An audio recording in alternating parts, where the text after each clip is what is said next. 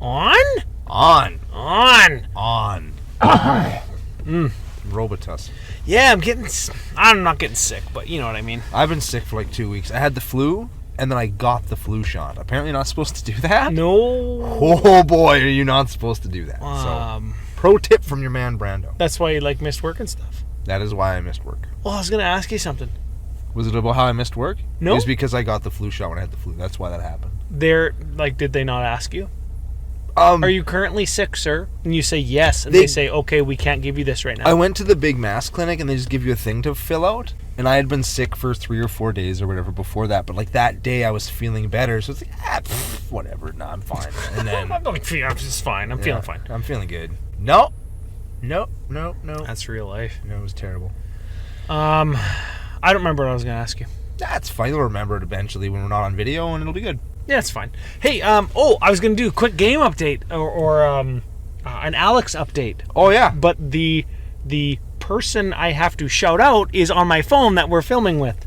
Oh. I can shout out their real name, though, instead of their Twitter handle. Do it. Which I think is more meaningful in the long run because, after the apocalypse, maybe there'd be no Twitter. Get him with it. So our buddy Alex got all his shit stole, right? Some dirty thief broke into his car, smashed his window, the whole nine. He's starting to receive some of the things at CCO Nation. Yeah, people have been very good to him, so thank you on behalf of our homie. Supporting a fallen member of the nation. Yeah, really cool. Very much so. So I think some of the local people are willing to chip in. I got some stuff. I don't know if Alex is watching, so I don't want to say what I got yet, but yeah.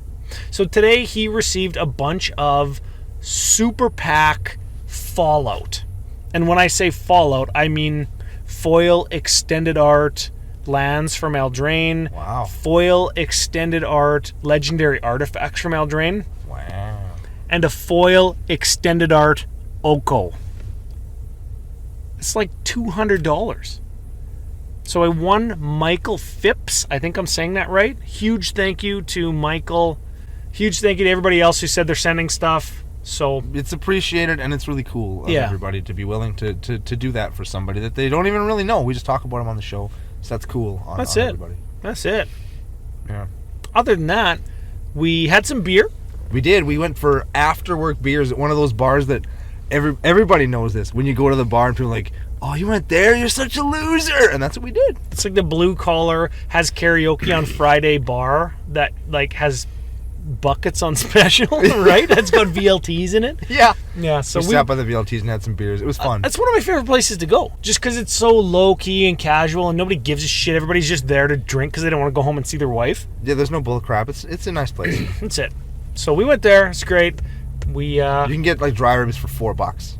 We used to go there and watch wrestling pay-per-views. You could get a pound of dry ribs with fries and a pitcher of soda at the time because you weren't old enough to drink beer, and it cost like $8.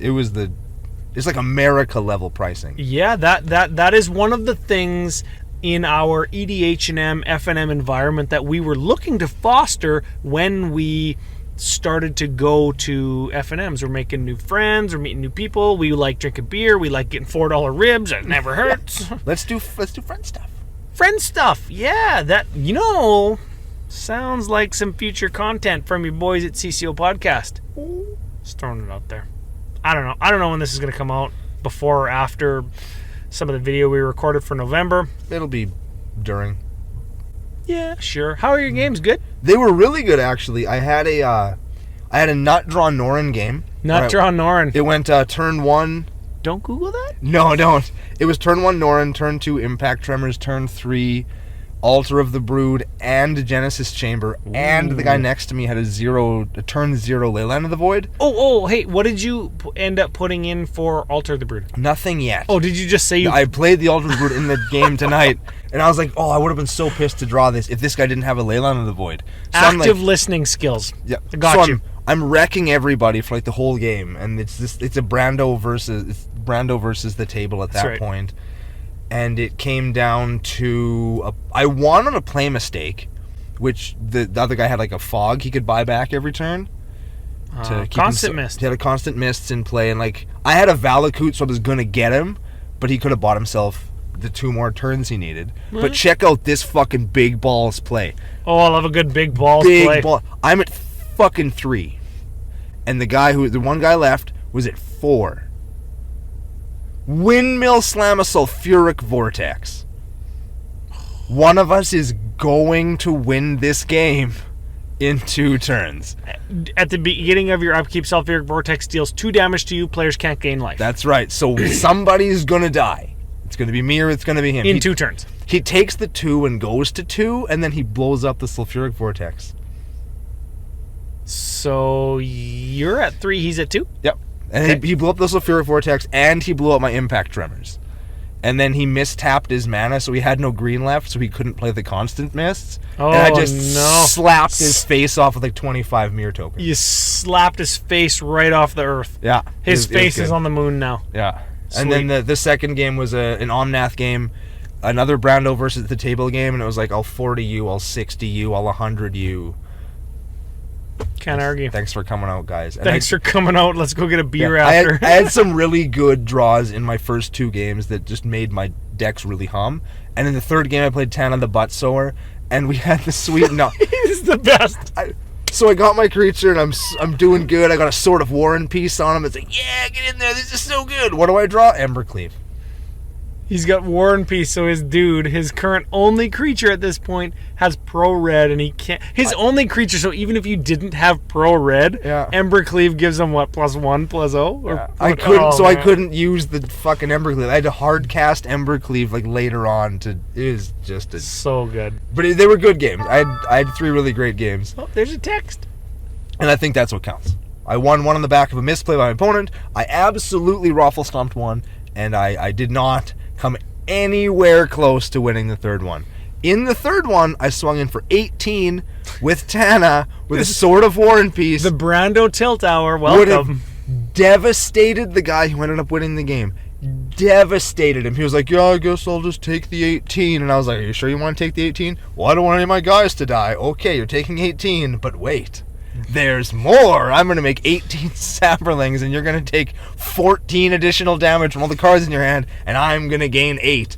And this guy's buddy, who's got nothing in play but land, fucking mazes my guy! Maze of Ith.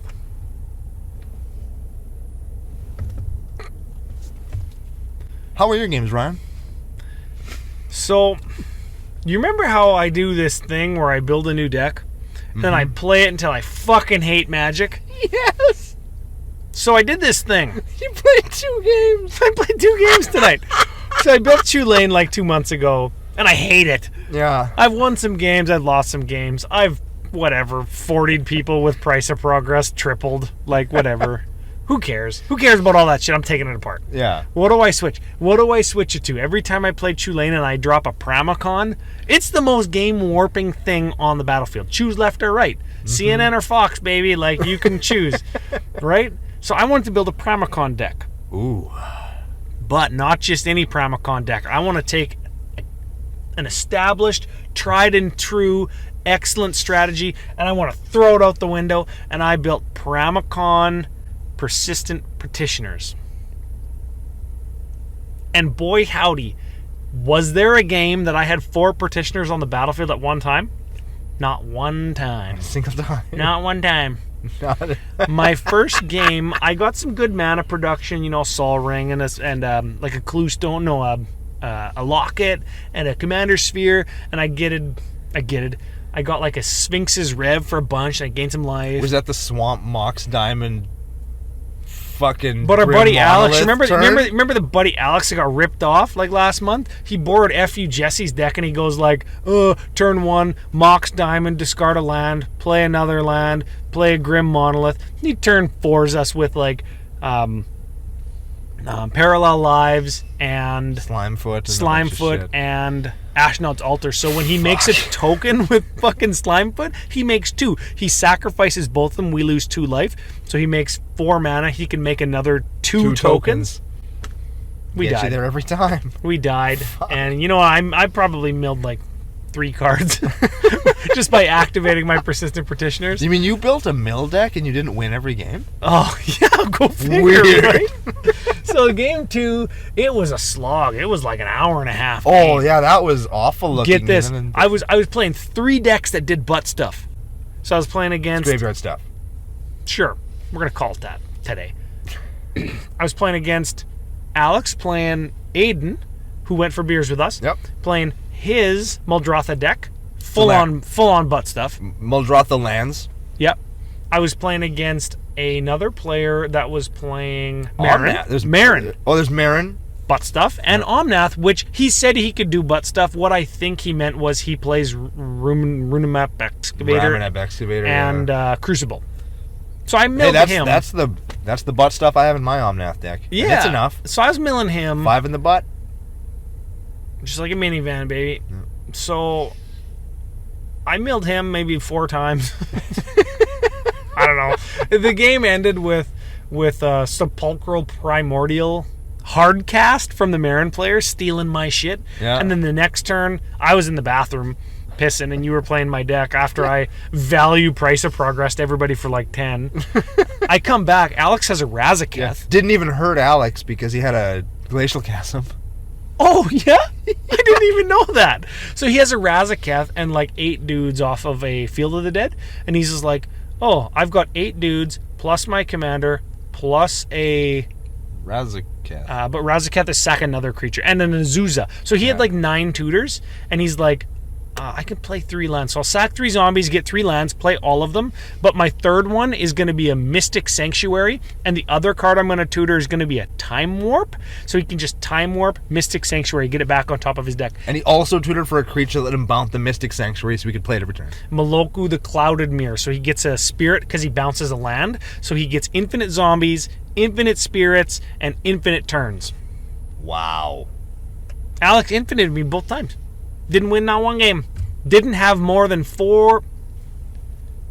Didn't have more than 3 persistent petitioners out at any one time.